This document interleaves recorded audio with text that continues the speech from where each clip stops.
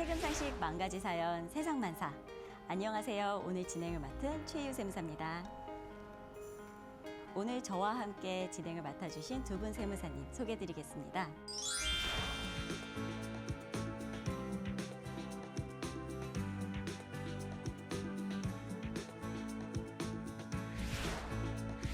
안녕하세요. 꼼꼼함을 바탕으로 납세자들의 재산을 지켜주는 세무사 전형진 세무사입니다.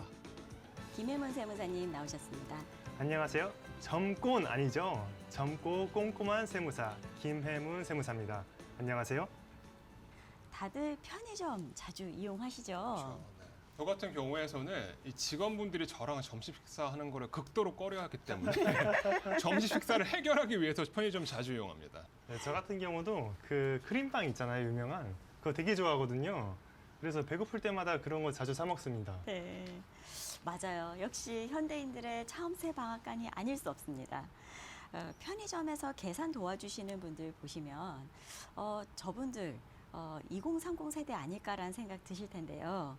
혹시 이분들 직책이 뭘까 생각해 보신 적 있으실까요? 글쎄요, 거의 아르바이트생들 아닐까요? 네, 그럴 것 같습니다. 네, 알바생들이라고 보통 생각을 하시죠. 하지만 알바생이 아니라 사장님일 수도 있습니다. 보통 은퇴하신 분들께서 편의점 창업 많이 하시곤 하셨는데요. 요즘은 2030 세대 젊은 분들이 취업 대신에 창업을 선택하는 경우가 많다고 하네요. 어떤 한 편의점 브랜드에서는 2030 세대 사장님들이 40%에 달한다고 합니다. 10명 중 4명 꼴이에요. 그 20대, 30대 하면 제 세대거든요. 제 세대가 사실 취업이 굉장히 어려운 세대예요. 그렇죠. 취업도 어렵고 취업을 한다고 하더라도 그 버티는 게 쉽지가 않다 보니까 그냥 내가 사업을 한번 해보자 이렇게 되는 것 같습니다. 사실 이게 직장 생활도 정말 어렵지만 사장님도 정말 어려운 것이거든요. 정말 어렵죠. 그렇죠. 이제 사장님이 되는 순간 매출 신경 써야 되죠. 재료비 신경 써야 되죠. 직원 관리 신경 써야 되죠. 거기다 세금까지 신경 써야 됩니다. 그래서 사장님이 되려면 정말 만반의 준비가 필요할 것 같기는 합니다. 그래서 오늘은 사장님들께서 창업하시기 전에 알아두시면 좋은 꿀팁에 대해서 이야기해드리도록 하겠습니다. 창업을 앞둔 분, 창업을 꿈꾸고 계신 사장님, 그리고 이미 창업에 도전하셔서 성공하신 분들까지 모두 오늘 영상을 주목해주세요.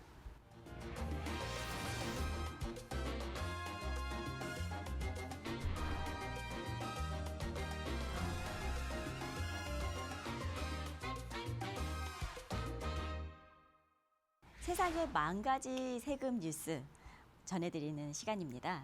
아하 세금 뉴스 이모저모 시간인데요. 오늘 어떤 소식을 가지고 오셨나요? 사장님이라면 누구나 세금을 내야 하잖아요. 근데 5년간 세금을 내지 않아도 되는 제도가 있다면 믿으시겠습니까? 5년 동안 세금을 안 내고 사업을 한다고요? 그게 혹시 탈세는 아니죠? 탈세로 5년간 안 내는 거는 정말 어려울 것입니다. 근데 그게 아니고요. 청년 창업 세액 감면입니다. 이게 5년간 세금을 안 낼 수도 있는데 올해가 마지막이 될 수도 있습니다. 지금 제가 이제 이 소식을 알았는데요. 올해가 지금 대강 석 달 정도밖에 남지 않았어요. 이 혜택이 올해가 마지막이라고요. 사실 제가 과장을 하긴 했는데 그 이번에 개정안이 발표가 되었거든요. 개정안에서 혜택이 일부 줄어듭니다. 그러니까 이렇게 좋은 혜택은 올해가 마지막인 것이죠. 도대체 얼마나 좋은 혜택인 건지, 이 혜택이 어떻게 바뀌는지 빨리 한번 자세히 알아봐야 할 것 같은데요. 먼저 청년 창업 세액 감면, 이게 어떤 제도일까요? 청년 창업 세액 감면이라는 제도는 우리가 일반적으로 사업을 하잖아요. 가장 많이 내는 세금이 바로 이 법인세랑 종합소득세입니다. 근데 이 세액 감면은 종합소득세, 법인세, 이 세금을 50%에서 100% 감면해 주는 제도입니다. 이걸 그냥 쉽게 말씀을 드리자면 자신이 원래 납부해야 될 종합소득세랑 법인세 있죠? 이거를 절반만 내거나 혹은 한 푼도 안 낸다라는 것입니다. 근데 이게 정말 좋은 점이 창업 개시 당시만 이 세액 감면을 적용하냐? 그렇지 않습니다. 창업 개시서부터 무려 5년간 세액 감면, 즉 세금을 한 푼도 안 낼 수도 있기 때문에 꽤 파격적인 혜택이라고 할 수가 있겠죠. 세금을 절반만 내거나 아예 안 내거나, 이거 너무 드라마틱한 세금 감면일 것 같은데, 그렇다면 창업만 한다면 누구나 다 받을 수 있는 혜택일까요? 세상에 누구나 받을 수 있는 혜택은 없습니다. 혜택을 받기 위해서는 무려 4가지 요건을 충족을 해야 됩니다. 하나가 창업 요건, 업종 요건, 나이 요건, 지역 요건. 이 4가지를 모두 만족해야지 100% 감면을 받을 수 있고요. 이 중에 3가지만 충족을 하면 50% 감면을 받을 수 있습니다. 여기서 창업 요건 그리고 업종 요건은 무조건 충족을 해야 되고요. 그리고 나이 요건, 지역 요건은 둘 중에 하나만 충족하면 50%, 둘 다 충족하면 100% 감면을 받을 수 있는 것입니다. 그럼 요건이 지금 4가지가 있다고 말씀을 해주셨는데 하나하나 한번 짚어보겠습니다. 먼저 창업 요건은 어떤 걸 보는 걸까요? 제가 창업 요건을 먼저 말씀드리기 전에 창업이라는 게 무엇이죠? 창업이라고 한다면 회사를 새로 차리거나 가게를 새로 오픈하거나 이런 거 아닐까요? 그렇죠. 일반적으로 이렇게 창업이라고 한다면 무언가를 새롭게 시작하는 것을 이제 창업이라고 합니다. 그런데 막상 무언가 새롭게 시작한다, 이게 전부 다 창업이 되어지는 것은 아닙니다. 일단 첫 번째로 내가 하는 창업이 창업으로 보지 않는 요건 안에 없어야지만 이 창업 요건을 충족하실 수가 있겠죠. 이게 지금 창업으로 볼 수 없는 요건을 다 짚어보기에는 조금 현실적으로는 힘들 것 같고 될 수 있는 요건을 우리가 좀 알아봐야 할 것 같은데 핵심만 조금 쉽게 설명을 해주실 수가 있을까요? 그러면 제가 쉽게 예시를 한번 들어볼게요. 제가 아는 지인이 이제 치킨집을 운영했습니다. 굉장히 잘 됐어요, 심지어. 그런데 이 지인이 어쩔 수 없이 이제 치킨집을 그만두게 됐습니다. 항상 옆에서 배 아파하던 제가 치킨집을 인수했습니다. 네. 이때 인수했었을 때 이걸 바로 창업으로 볼 수 있을까요? 이게 내 입장에서는 창업이라고 볼 수 있을 것 같은데 새로운 가게를 맨 땅에 헤딩해서 차리는 건 아니다 보니까 조금 애매하다는 생각도 좀 드네요. 그렇죠. 네, 애매하죠. 네. 일단 결론부터 말씀드리자면 무언가를 인수한다? 이거는 창업으로 볼 수가 없습니다. 이 창업으로 보게 되어지면 원래 첫 번째 전제 조건이 있는데요. 뭐냐면 내 일생 동안 이 업종을 딱 첫 번째로 창업을 해야 됩니다. 이게 전제 조건입니다. 그리고 창업이라고 하는 것은 창업과 관련되어지는 활동을 우선적으로 먼저 해야 돼요. 우선적으로. 근데 이 창업과 관련되어지는 활동이라는 것이 뭐 그렇게 어려운 건 아니고 우리가 창업할 때 사용하는 뭐 기계 장치들 있죠. 치킨집을 예시를 들었으니까 뭐 냉장고라든가 튀김기, 뭐 가전제품 이런 것들을 구매하는 게 창업과 관련되어지는 활동이라고 할 수가 있습니다. 과거에 치킨집을 하다가 망해서 관두고 다시 시작해서 오픈을 한다면 그렇다면 어떻게 될까요? 이게 아까도 제가 말씀드렸지만 창업 세액 감면, 이 감면율이 굉장히 크거든요. 이거를 여러 번 해줄 수가 없어요. 그렇기 때문에 일생에 단 한 번, 단 하나의 업종으로 단 한 번 창업을 했었을 때만 이 세액 감면이 가능합니다. 그러니까 혹시나 여러분들이 창업을 앞두고 계신다면 창업 이전에 내가 혹시 이 업종으로 창업을 과거에 했는지 꼭 따져보시길 바랍니다. 중요한 포인트를 말씀해 주셨습니다. 그러면 이런 생각이 또 드는데요. 요즘 폐업이 워낙 많잖아요. 그렇죠. 원래 치킨집을 하던 집에서 쓰던 튀김기라든지 뭐 냉장고 이런 거 사실 쓸만한 거 되게 많거든요. 그것만 딱 받아와서 오픈을 하는 거, 그건 어떻게 될까요? 이게 일반적으로 많은 분들이 이제 생각하시는 게 기계 장치를 인수하는 것과 이게 구매하는 게 별반 다르지 않을 것이라고 생각해요. 근데 이게 어마어마한 차이가 있습니다, 사실은. 왜냐하면 자기가 창업하기 전에 이 기계 장치를 인수했습니다. 이 인수한 가액이 자신의 사업용 전체 가액의 30% 이상이 되어졌다. 이러면 창업으로 보지 않아요. 이건 사업상 인수로 봅니다. 그런데 만약에 자신의 인수한 그 가액이 자신의 사업용 전체 가액의 30% 미만이 되어졌다. 즉 약 29%만 되어지면 이러면 창업으로 봅니다. 그렇기 때문에 이거 창업하기 전에 이 자산가액에 대해서 꼼꼼한 검토가 필요하긴 합니다. 그러니까 내가 무조건 처음 하는 업종으로 완전히 처음부터 시작한 그런 케이스의 창업만이 창업이라고 볼 수 있다는 거네요. 그쵸. 그렇죠? 네. 그럼 두 번째로 업종 요건은 어떤 게 있을까요? 네, 우선 업종 요건이라고 하면 감면 대상 업종을 영위를 해야 됩니다. 감면 대상 업종이라 하면 이게 법적으로 이게 정해져 있어요. 네, 그 대표적으로 제조업 그리고 음식점업이 이에 해당됩니다. 그럼 대표적으로 감면 대상 업종이 아닌 업종은 어떤 게 있을까요? 우리가 음식점이라고 하면 이게 모두 다 될 것이라고 생각해요. 근데 음식점에는 다양한 세부 분야가 있습니다. 뭐 술집도 있고 카페도 있겠죠. 이 술집과 카페는 음식점업이 맞는데 이 감면 대상은 아닙니다. 술집은 해주면 안 될 것 같긴 해요. 그리고 또 함정이 하나가 더 있습니다. 어떤 함정이 있어요? 우리가 국세청에 이제 사업자 등록을 하면 업종 코드가 있습니다. 그 업종 코드만 보고 우리가 감면 대상 업종이구나 이렇게 판단하는 경우가 있어요. 카페 같은 경우도 그 업종 코드만 보면 음식점업이라고 되어 있는데 한국표준산업분류표에 따라서 판단을 해야 되거든요. 근데 한국표준산업분류표에서는 그 카페가 그 음료점업이에요. 그래가지고 이거 감면이 받을 수가 없습니다. 그러니까 판단하는 기준표가 따로 있다는 거예요, 그죠? 그쵸. 업종만 보고 사업자 등록증만 보고 판단하면 안 되겠습니다. 맞습니다. 이거밖에도 또 다른 예가 어떤 것이 있을까요? 이와 비슷하게 필라테스 그리고 요가 같은 경우도 그 업종 코드만 보면 서비스업으로 되어 있거든요. 근데 표준산업분류표에 따르면 교육 서비스업이라고 이건 또 감면 대상이 아닙니다. 이런 업종이 엄청 많으니까 우리가 다 판단하기가 어렵잖아요. 그렇죠. 이런 거는 전문가를 찾아가서 판단을 부탁드리는 게 좋을 것 같습니다. 그렇네요. 지금 말씀을 쭉 들어보니까 이게 굉장히 까다롭습니다. 창업 요건, 업종 요건을 지금 쭉 살펴봤는데요. 나이 요건과 지역 요건도 살펴봐야 하죠. 나이 요건은 어떤 게 있을까요? 네, 이게 이 세액 감면이 청년 창업 세액 감면입니다. 그렇게 되어지면 일단 대표자가 청년이어야 하는 게 첫 번째 우선순위겠죠. 그렇다면 이 청년이 몇 살이냐? 만 15세 이상서부터 만 34세 이하를 바로 우리는 청년이라고 봅니다. 이제 24년 10월 기준으로 한번 따져보면은요. 89년생 10월까지 이 나이 요건에 충족하게 되어지는 거죠. 근데 아마 우리 셋 중에는 저 빼고는 다 청년에 해당하실 것 같으세요. 원체 다 동안이셔서. 네. 감사합니다. 근데 아직 실망하시기엔 이릅니다. 왜냐하면 남성의 경우에는 군 복무 기간을 차감시켜 줍니다. 이게 무슨 말이냐면 우리가 일반적으로 남성이 군 복무 기간이 2년이잖아요. 그럼 2년의 시간을 더해서 36살까지는 청년으로 봅니다.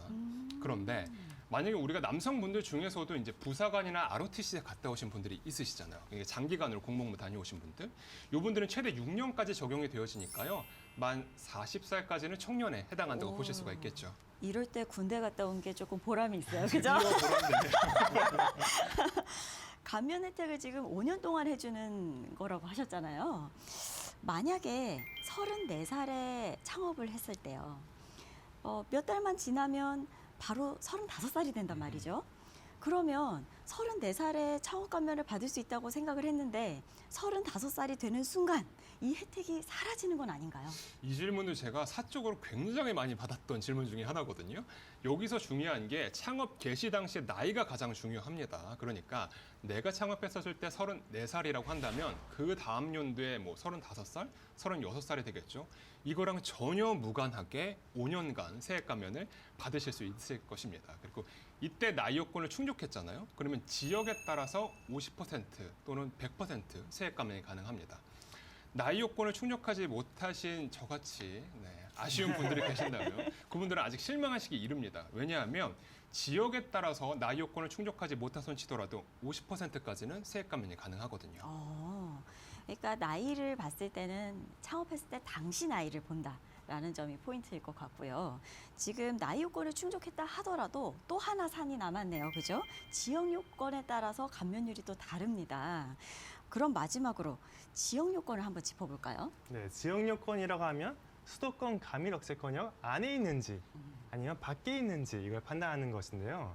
우리가 아까 나이 요건, 그러니까 청년이라고 한다면 수도권 가밀억제권역 안에서 창업을 하면 50% 감면을 받을 수 있고 밖에서 창업을 하면 100% 감면을 받을 수 있습니다.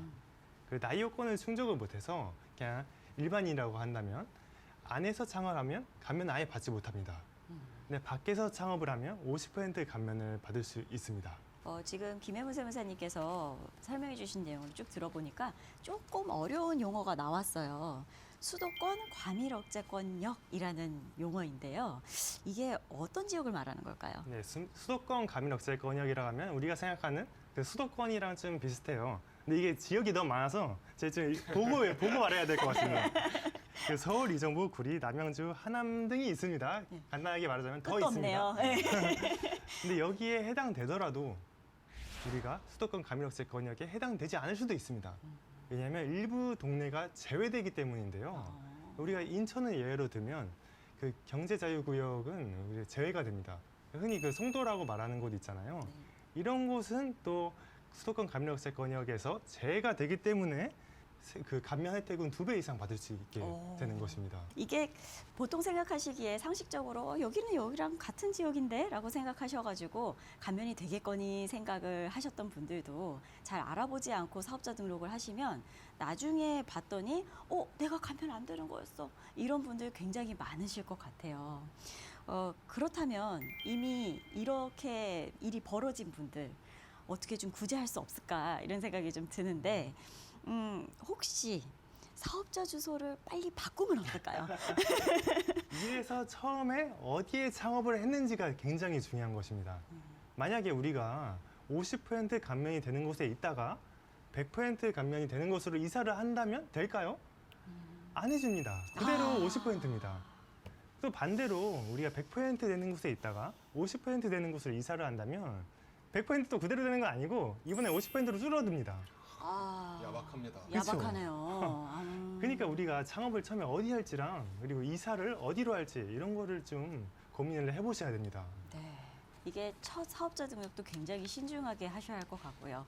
그리고 뿐만 아니라 이사를 갈 때, 사무실 이사를 갈 때도 주소를 이렇게 바꾸는 것이 맞나 반드시 검토를 해보셔야 되겠습니다.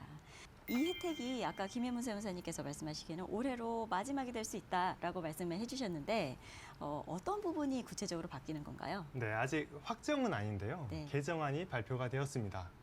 그 수도권 감면역세권역이 아닌 수도권이 있거든요. 네. 아까 말했던 송도 같은 곳이 그렇습니다. 송도 같은 경우에는 원래는 청년이 창업을 하면 100% 감면을 받을 수 있는데 그 혜택이 줄어서 75%로 줄어들고요. 청년이 아닌 자가 창업을 하면 50%였는데 25%로 줄어듭니다. 그리고 이번에 감면 한도도 생겨요. 5억 원으로 한도가 생기는데 네. 어쩌면 이번에 창업하는 게 훨씬 유리할 수도 있을 것 같습니다. 지금 5년 동안 감면을 받을 수 있다라고 말씀을 해주셨잖아요. 그러면 예를 들어 지금 24년도 하반기인데 하반기에 창업하면 정확하게 언제까지 감면이 되는 건지 조금 궁금해요. 예를 들어 24년 10월에 오픈했다라고 한다면 이게 5년 뒤인 29년 10월까지 이렇게 받을 수 있다고 보면은 되는 걸까요? 이 세액 감면 같은 경우에서는 연중에 창업을 하시잖아요. 그러면 이걸 1년으로 봅니다. 이게 쉽게 말씀드리자면 24년 10월에 개업을 했어요. 창업을 했습니다. 그러면 10월, 11월, 12월의 사업 실적을 24년 사업 실적으로 보게 되어집니다. 그러니까 웬만하면은 연중에 창업하시는 것보다는 연초에 창업을 하시는 게 이 세액 감면을 보다 효율적으로 받는 방법이라고 하실 수가 있겠죠. 그리고 더욱더 중요한 게 있는데요. 이게 손실난 사업자들은 손실난 연도죠. 연도 같은 경우에서는 이게 5년의 기간에 포함되지 않습니다. 예를 들자면 24년도에 창업을 했고 이때 손실이 났어요. 그러면 이 24년도는 이 5년의 기간에 포함되지 않습니다. 25년서부터 5년이 다시 카운트가 되어지는 것이죠. 그럼 남은 올해 세금 감면 혜택을 좀 받고 싶다고 한다면 거의 10달치 앞부분을 못 받는 것이고 지금 오픈했을 때부터 받을 수 있는 겁니다. 그죠? 그런데 내년에 세금 감면 혜택을 받고 싶다고 한다면 1년치를 꽉 채워서 받을 수는 있겠지만 대신에 감면율이 조금 떨어질 수 있겠네요. 좋습니다. 지금 이렇게 몇 가지 들어보시면 아시겠지만 어떤 선택을 하느냐에 따라서 유불리가 굉장히 많이 나뉠 것 같아요. 사장님들의 상황에 따라서도 많이 달라질 것 같은데 이런 부분은 각자 판단하시기가 너무 힘듭니다. 전문가인 주변의 세무사님들을 찾으셔가지고 올바른 판단하시기를 바라겠습니다.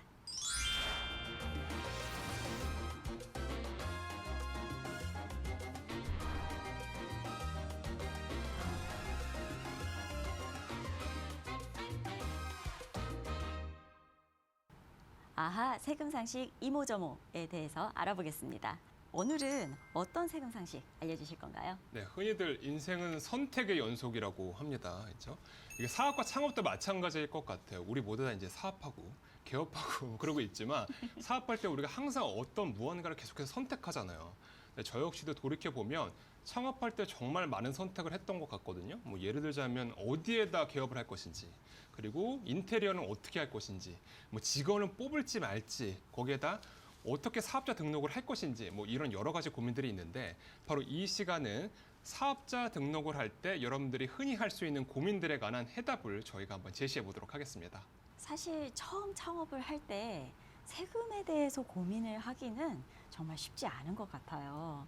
왜냐하면 내가 아직 이익도 나지 않았는데 벌써부터 내가 너무 오버하는 거 아닌가, 김치국 먼저 마시는 거 아닌가 그런 생각을 하기 마련인데요.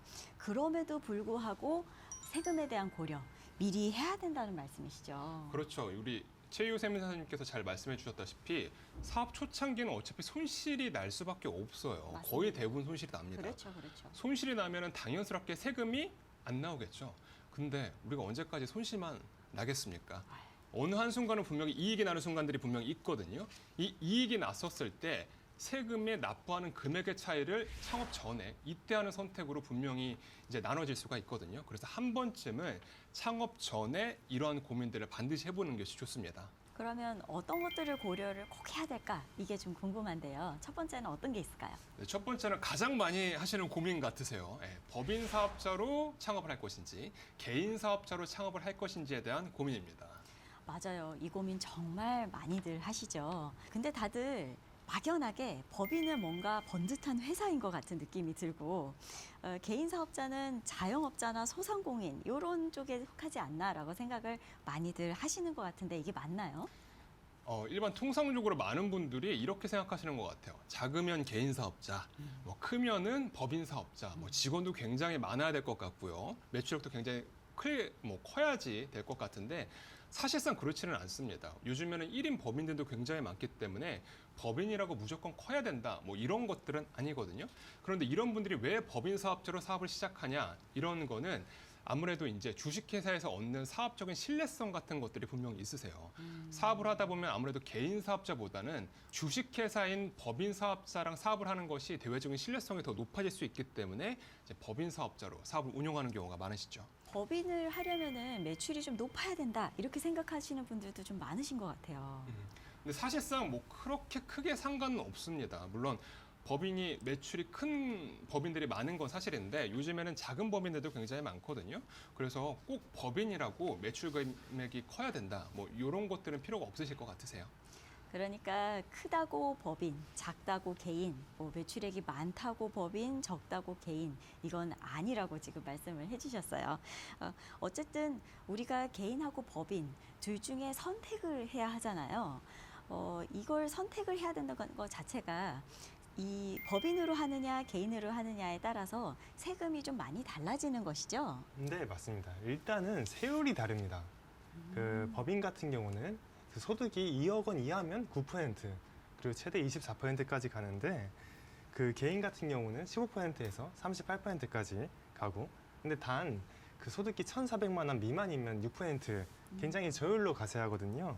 그래서 우리가 소득이 되게 적을 때는 그 개인이 유리하다고 볼 수도 있고 그 외에는 법인이 또 유리하다고 볼 수도 있겠습니다. 지금 말씀해 주시기로는 소득에 대한 이야기를 해주셨는데 소득이라는 용어가 정확하게 어떤 걸까 싶어요. 뭐 예를 들면 전체 매출 아니면 사장님이 가져간 돈 어떤 걸로 보는 게 맞을까요? 네, 여기서 간단히 얘기하자면 전체 매출에서 우리가 비용으로 인정받을 수 있는 금액을 뺀 금액을 말합니다. 결국 남는 돈이네요. 그렇죠? 맞습니다. 네. 대부분 창업을 한다고 하시면은 연 1,400만 원 이상이 될 거라고 기대를 하고 우리가 사업을 하는 거잖아요. 그럼 법인으로 하는 것이 유리한 건가요? 아무래도 우리 김혜분 세무사님께서 말씀해 주신 것처럼 대외적인 신뢰성과 세율만 따지자면 당연히 법인이 유리합니다. 당연스럽게 법인이 유리하죠. 그런데 매번 법인이 유리하냐? 그런 것은 아닙니다. 왜냐하면 법인으로 사업을 운영하시면 일반적으로 두 개의 세금을 냅니다. 첫 번째가 법인 운영에 관한 법인세 내실 거고요. 그다음에 법인으로부터 자신이 급여를 받는다라고 하면 그 급여에 대한 종합소득세 내야 됩니다. 바로 이러한 면 때문인데요. 제가 한번 예시를 한번 들어볼게요. 만약에 법인을 운영하시면서 자신의 급여로 이 법인이 굉장히 잘 됐어요. 그래서 아마 월에 한 1,500 이상, 뭐 2천만 원 받았다고 해볼게요. 물론 이 대표자의 급여는 법인의 입장에서는 비용 처리가 가능합니다. 그렇지만 자신의 대표자 개인의 급여를 이렇게 많이 받게 되어지면 분명히 근로소득 금액이 이 정도만 되더라도 한 1억 5천은 충분히 넘을 거거든요. 그러면 종합소득세율이 35%예요. 그럼 아유. 법인이 그렇게 유리하다고만은 할 수가 없겠죠. 지금 법인이라고 하더라도 꼭 유리하지 않다는 게 딱 와닿았는데요. 그렇다면 사장님들께서 법인을 가야 되나 개인을 가야 되나 선택을 해야 되고 고민 중이시라면 어떤 기준을 삼고 선택을 해야 될까요?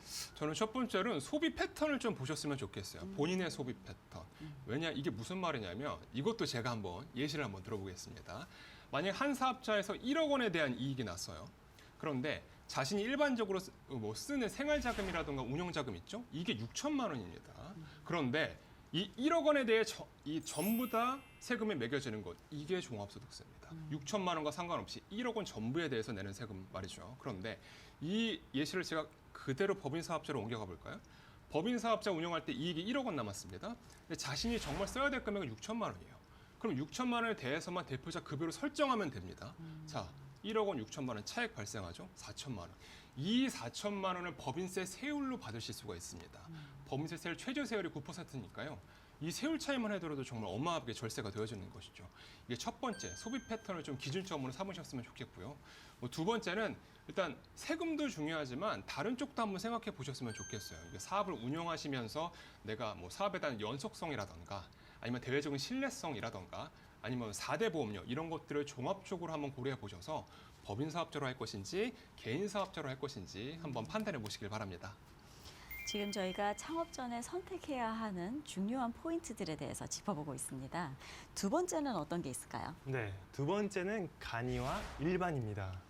지금 간이와 일반 딱 말씀해 주시니까 보통 분들은 이게 무슨 말인지 전혀 모를 것 같아요. 그 창업을 하면 많은 분들이 고민하는 게 있습니다. 바로 부가가치세죠. 근데 이 부가가치세 계산하는 방법부터 간이와 일반이 차이가 납니다. 우리가 부가가치세를 전략적으로 접근을 하려면 간이와 일반의 개념을 좀 알아두실 필요가 있습니다. 간이 과세자와 일반 과세자 어떤 차이가 있는지 설명을 좀 자세하게 해주세요. 네, 일단 간이 가세자와 일반 가세자는 사업 규모에 따라서 차이가 좀 납니다. 그 직전 연도 매출이라고 하죠. 8천만 원 그 미만이면 간이 가세자 등록이 가능합니다. 근데 간이 가세자가 아닌 자는 또 일반 가세자라고 이제 하는 것이거든요. 아니면 8천만 원이 초과가 되면 간이 가세자였다가 일반 가세자로 전환되기도 합니다. 실제로 많은 분들께서 간이 과세자가 무조건 유리하다 이런 말씀 많이 들어보셨을 것 같아요. 이게 실제로 맞는 말인가요? 일단은 간이가세자가 유리하려면 부가가치세가 많이 나올 수밖에 없는 사업자가 더 유리하겠죠. 이런 사업자가 어떤 사업자라면 매출액 대비 비용의 비율이 낮다. 그러니까 매출이 훨씬 더 높다. 이런 사업자분들께서는 간이가세자로 하시는 게 훨씬 더 유리합니다. 아무래도 우리 세무사님께서 말씀하시는 것처럼 간이가세자로 부가가치세를 계산하면 낮게 나올 수밖에 없거든요. 그렇기 때문에 매출액 대비 비용이 적은 사업자들은 간이가세자가 유리하실 것입니다. 그리고 또 한 가지가 있는데 이 간이가세자 중에서도요 연 매출액이 4,800만 원 미만인 분들 계시죠? 이분들은 부가가치세 안 내세요. 다만 한 가지 이 경우에도 문제점이 있습니다. 연간 연 매출 4,800 미만인 간이가세자들은 세금 계산서를 발급하실 수가 없어요. 세금 계산서 발급이 안 되면 어떤 문제가 생기나요? 네, 그 개인과 거래에서는 문제가 크게 없을 수 있습니다. 하지만 사업자 간의 거래에 있어서는 문제가 있습니다. 뭐냐면 우리가 물건을 구매하거나 서비스를 구매하면 부가가치세가 포함이 되어 있죠. 그러면 우리가 부가가치세 신고를 하면 그 포함되어 있는 내가 이미 냈던 부가가치세를 공제를 해줍니다. 근데 세금계산서를 발행을 받지 못하면 이 공제를 받을 수가 없는 것이죠. 안 되네요. 네, 맞습니다. 그러면 그 간이가세자, 우리가 말하는 세금계산서를 발행할 수 없는 간이가세자와는 거래를 꺼릴 수도 있는 것입니다. 그러면 좀 뭐 거래처 확보에 어려움이 있을 수도 있겠죠. 간이과세자의 경우 4,800만 원 미만 매출이 나오면 부가가치세가 나오지 않는다 이렇게 말씀을 해주셨잖아요. 내가 올해 예를 들어 10월부터 장사를 했는데 월 매출이 막 1,000만 원씩 나오는 거예요. 꿈 같은 얘기죠. 그래서 10월, 11월, 12월 해서 3달 동안 3,000만 원 이렇게 나왔다. 그렇다 하더라도 부가가치세가 안 나오는 것이 맞나요? 이거는 1년치로 환산을 해야 됩니다. 아, 역시 그렇죠. 네, 맞습니다. 우리가 매달 1,000만 원씩 번다고 하면 1년치로 대략적으로 환산하면 1억 2천을 버는 것입니다. 그럼 이미 8천만 원이 넘었죠. 훌쩍 넘죠. 네, 그러면 간이가세자를 혜택을 받을 수 없게 됩니다. 아, 그렇군요. 그렇다면 매출이 8천만 원까지 될 줄 모르고 일단 사업자 등록을 했는데 나중에 해보니까 막 대박이 난 거예요. 그래가지고 8천만 원이 넘었다. 그러면 그때는 어떻게 되나요? 네, 자동적으로 연매출이 8천만 원 이상이면 간이가세자에서 일반가세자로 전환이 되고 또 위에서 말씀드렸다시피 그 간이가세자를 꺼리는 문제 때문에 간이가세자 하기가 싫다 하면 간이가세 포기 신고도 이제 세무서를 통해서 할 수 있습니다. 지금 종합해보니까 간이과세자와 일반과세자 사이에서 선택을 해야 되는 문제인데 이것도 만만치가 않네요. 네, 선택 기준을 조금 명확하게 할 필요가 있을 것 같은데요. 저는 선택 기준을 총 4가지로 말씀드리고 싶어요. 첫 번째는 매출액 대비 비용 비율이 너무 낮은 사업자분들, 이분들은 간이가세자가 유리하십니다. 그리고 두 번째는 업종과 지역을 한번 따져보셨으면 좋겠어요. 왜냐하면 간이과세자 손 치더라도 모든 업종이 간이과세자가 되어지느냐? 그렇지 않습니다. 일반적으로 도매업이라던가 부동산 매매업 같은 경우에서는 간이과세자가 불가능합니다. 그리고 간이과세자가 되어지는 지역이 따로 있고요. 안 되는 지역이 따로 있어요. 그러니까 지역이나 업종을 다시 한번 확인해 보셨으면 좋겠고, 세 번째는 이 세금 계산서로 발급, 즉 거래 상대방이 세금 계산서 발급을 요구하는지 요것도 한번 따져보셨으면 좋겠거든요. 왜냐하면 만약에 내 매출 중에 어느 한 거래 상대방이 50% 이상을 차지했어요. 근데 이 거래 상대방이 세금계산서 발급을 요구했습니다. 근데 간이과세자인 제가 세금계산서 발급을 못한다고 한다면 이럴 때는 부가가치세 몇 푼 아끼자고 해서 사업의 근간이 흔들릴 수가 있거든요. 그러니까 꼭 창업 전에 거래 상대방의 세금계산서 발급 여부 요것을 꼭 확인해 보셨으면 좋겠고, 저는 개인적으로 네 번째가 가장 중요하다고 생각해요. 이게 뭐냐면 부가가치세 환급 문제입니다. 간이과세자는 부가가치세 환급이 불가능해요. 환급이 안 됩니다. 그런데 만약에 본인의 업종이 부가가치세 환급이 많이 나올 수 있는 수출업이라던가 아니면 사업 초창기 있죠. 매출보다 비용이 많을 때 이럴 때는 부가가치세 환급이 나올 가능성이 높겠죠. 그렇게 되어지면 부가가치세 환급을 받기 위해서라도 간이과세자보다는 일반 과세자로 시작하시는 것을 추천드립니다. 네. 창업 시 고민하는 것들에 대해서 알아봤습니다. 법인 사업자가 낫겠는지, 개인 사업자가 낫겠는지, 일반 과세자가 낫겠는지, 간이과세자가 낫겠는지 이런 것들에 대해서 알아봤는데요. 정답은 따로 없는 것 같아요. 이런 문제들을 주변에 계신 세무사님들한테 깊숙하게 상담하시고 올바른 의사결정 하시기를 바라겠습니다.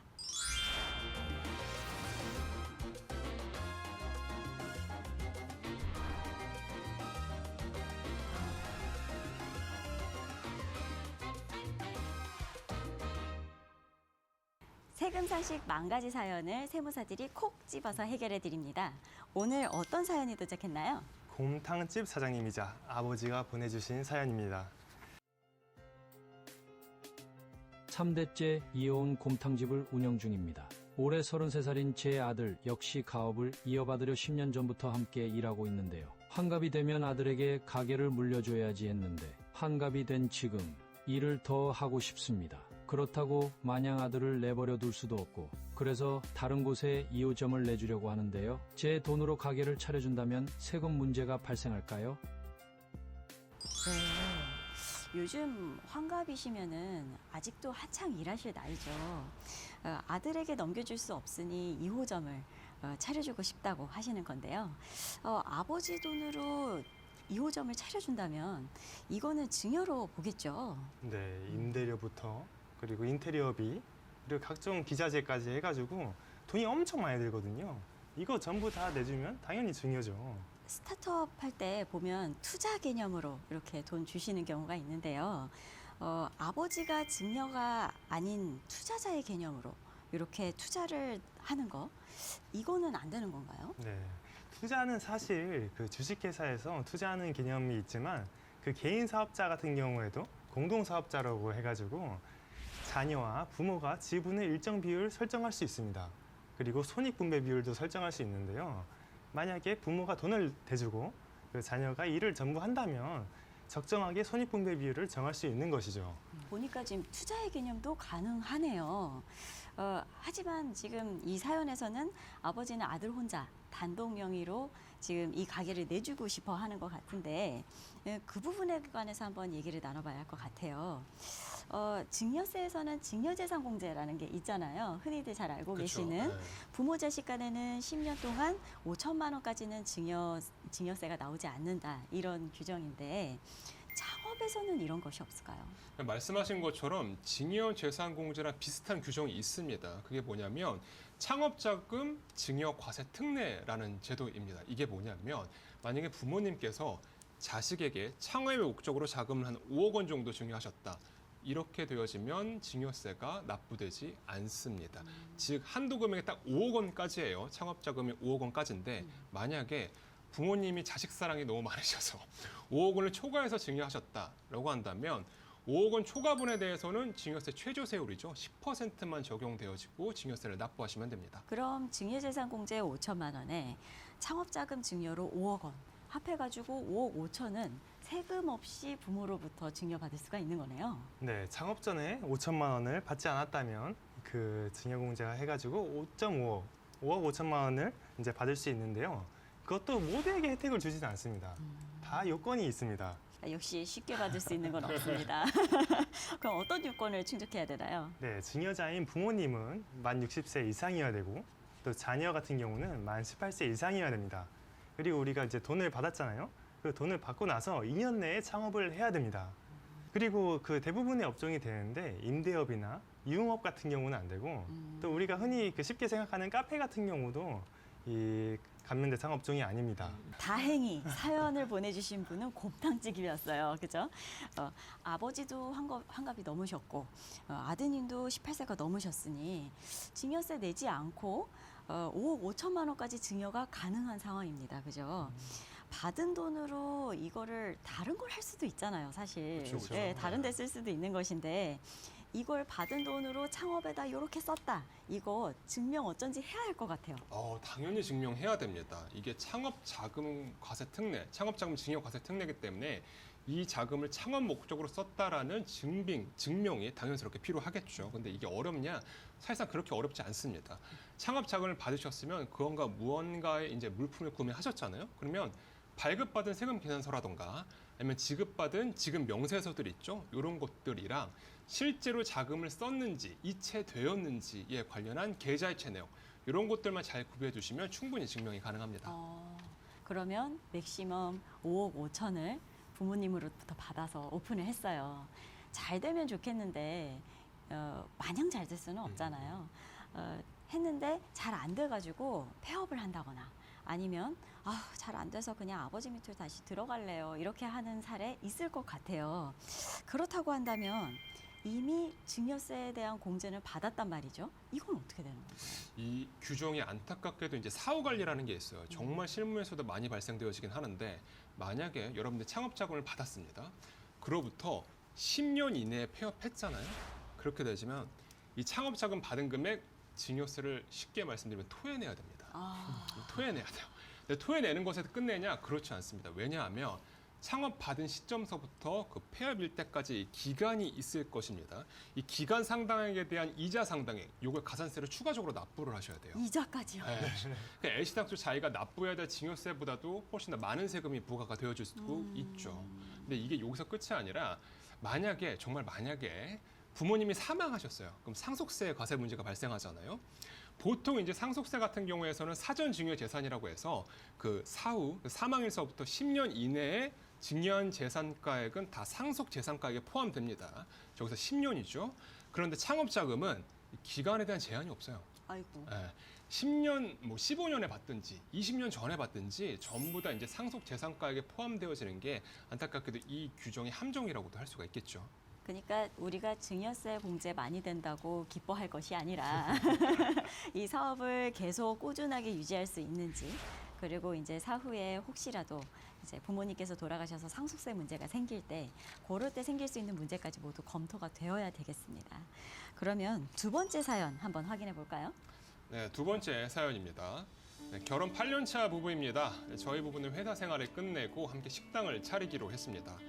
식자재를 싣고 다닐 차가 필요해서 사려고 하는데요. 아는 언니가 본인의 타던 차를 싸게 해준다고 해서 중고로 구매하려고 했습니다.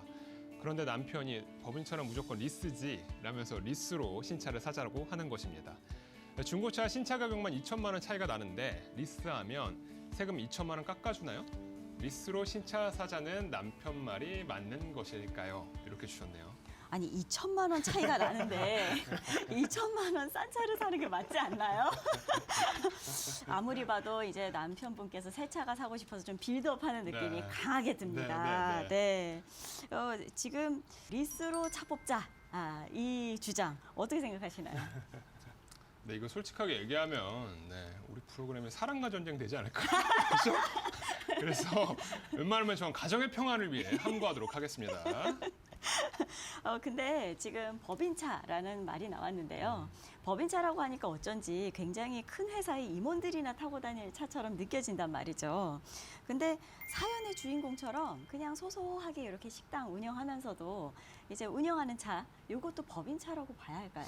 그렇죠. 우리가 일반적으로 이제 차량을 사업 목적으로 쓰는 차량을 법인차라고 하는데 이게 정확한 용어는 뭐냐면 바로 업무용 승용차입니다. 업무용 승용차. 이 말 안에 개인이든 법인은 들어가지가 않았죠. 그 말은 뭐냐면 개인 사업자이든 법인 사업자이든 이 해당 차량을 업무용에 쓰기만 하신다면 이 차량과 관련된 비용이 비용으로 인정되어지는 것을 의미합니다. 그러니까 이게 사업상으로 비용 처리가 가능한 업무용 승용차인지가 중요하겠네요. 차를 사는 방법에 따라서 또 많이 달라질 것 같아요. 지금도 리스를 언급했습니다만 어떤 방법이 있을까요? 네, 차량을 구매할 때 소유자가 나 본인이라면 일시불, 할부, 또 금융 리스가 있습니다. 근데 본인이 아니라 빌려준 회사라면 렌트, 운영 리스가 있을 수 있습니다. 렌트와 리스 어떻게 다른가요? 리스는 금융사가 그 차량 이용자의 신용을 빌려서 차를 구매를 해서 빌려주는 것이고요. 렌트 같은 경우는 렌트 회사가 차량을 그냥 구매해서 달달이 돈을 받고 빌려주는 것입니다. 흔히들 법인차는 리스가 가장 유리하다 이런 말 많이 들어보셨을 것 같아요. 제 생각에 이 사연에서는 남편분이 새 차를 사고 싶은 마음이 너무나 큰 나머지 이제 그런 말을 하는 것 같기도 하지만 사실 많은 분들이 이런 얘기 들어보셨거든요. 이게 진짜일까요? 일반적으로 이제 업무용 승용차, 법인차 요거에 관련된 비용이 한도가 있기는 합니다. 세법상 한도가 있기는 해요. 그런데 일반적으로 업무 자동차에 쓰이는 뭐 비용이 있죠. 예를 들자면 뭐 차에 대한 감가상각비라던가 뭐 기름값, 유류비, 그다음에 차에 대한 수리비, 차에 대한 재산세까지 뭐 이게 전부 다 비용 처리가 되기 때문에 세금을 낮출 수 있는 효과가 있는 건 맞죠. 그럼 중고차를 구매하는 것과 리스, 렌트 이거 중에 어떤 게 가장 유리한가요? 리스가 진짜 유리한가요? 제가 이 질문을 세무사 하면서 가장 많이 들었던 질문 중에 하나입니다. 정말 가장 많이 들었는데 네. 일단은 개인 사업자랑 제가 법인 사업자 나눠서 한번 설명을 한번 해볼게요. 개인 사업자의 경우에서는 구매를 하시든 리스나 렌트로 하시든 별반 차이 없습니다. 거의 똑같아요. 하지만 법인 사업자인 경우에 좀 더 얘기가 다릅니다. 왜냐하면 법인 사업자가 만약에 구매, 뭐 일시불이나 뭐 현금가액 지급하시거나 금융리스를 구매하시는 것 이런 것들은 일단 세법상 한도 금액차가 있다고 말씀드렸죠. 이 초과하는 금액들은 당연스럽게 비용 처리 못 받고요. 이 초과하는 금액은 대표자의 상여금으로 봅니다. 다른 말로 하자면 한도 초과 금액은 비용 처리 못 받고 종합소득세 더 내셔야 돼요. 그렇기 때문에 법인 사업자를 운영하시면 일반적으로 렌트가 리스가 운영적인 측면에서 훨씬 더 유리하다고 하실 수가 있습니다. 한 발자국 더 나아가서 렌트랑 리스 중에 뭐가 더 유리하냐? 이거는 뭐 제 개인적인 사견이기는 하는데 렌트로 이제 구매하시면 이제 뭐 차량 관리, 뭐 사고가 났었을 때 이 사고 처리, 뭐 이런 것들이 유리하기 때문에 운영상 목적으로는 렌트가 조금 더 유리하실 것 같기는 합니다. 네, 사실 법인차를 가지고 우리가 지금 비용 처리가 되냐 안 되냐 이런 말씀을 드렸는데 이거 모두 비용 처리가 가능한지에 대한 이슈죠.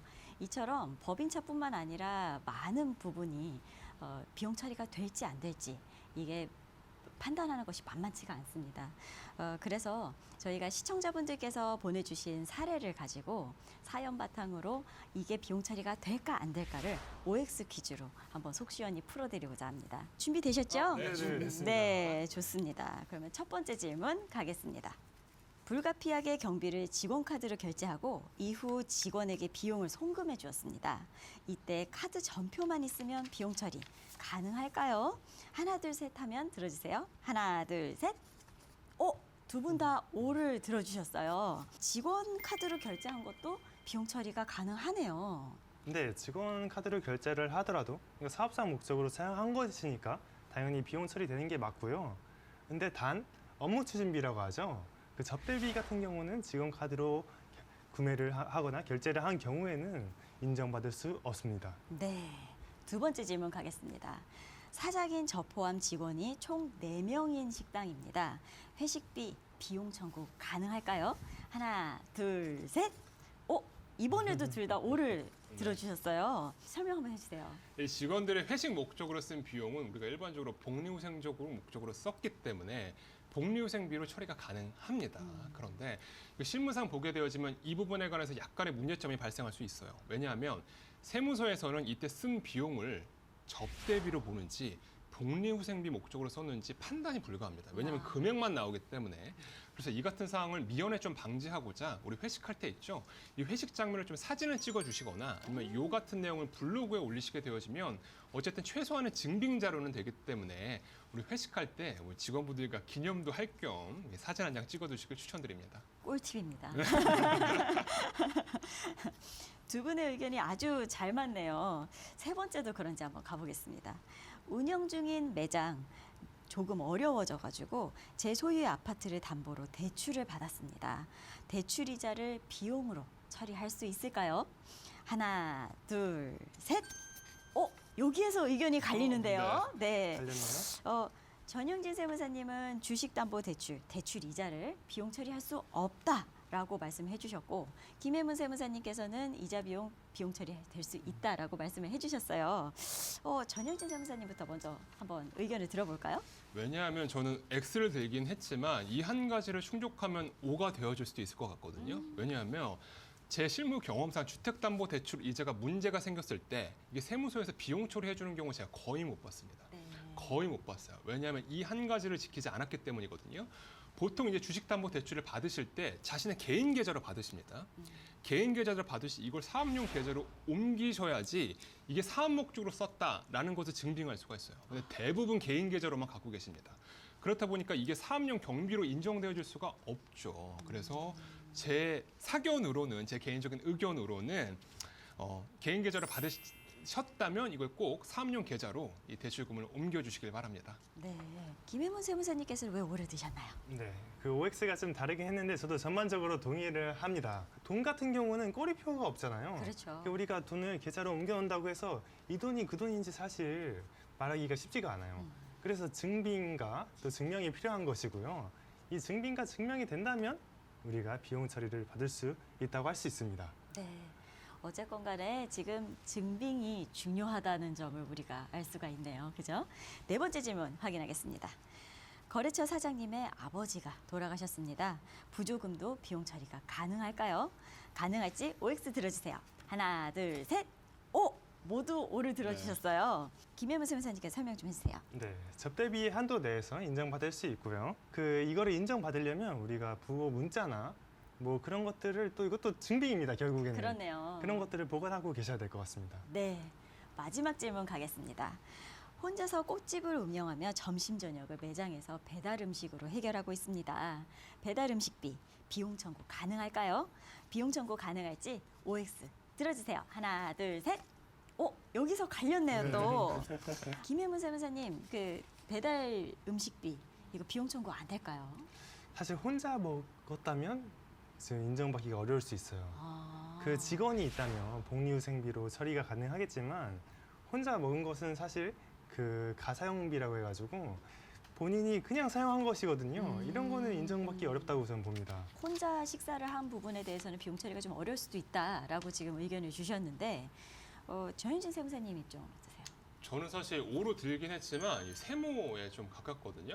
제가 자꾸 삐딱선 타서 우리 최유 세무사님 진행하기가 너무 힘드실 것 같은데 왜냐하면 이게 이유가 있습니다. 왜냐하면 개인 사업자의 경우에서는 우리 김혜문 세무사님 말처럼 이 식비, 즉 대표자의 식비 같은 경우에는 가사용 경비로 봐요. 그러니까 사업용 경비로 보지 않습니다. 당연히 비용 처리가 안 되겠죠. 하지만 법인 사업자라면 그러면 얘기는 달라집니다.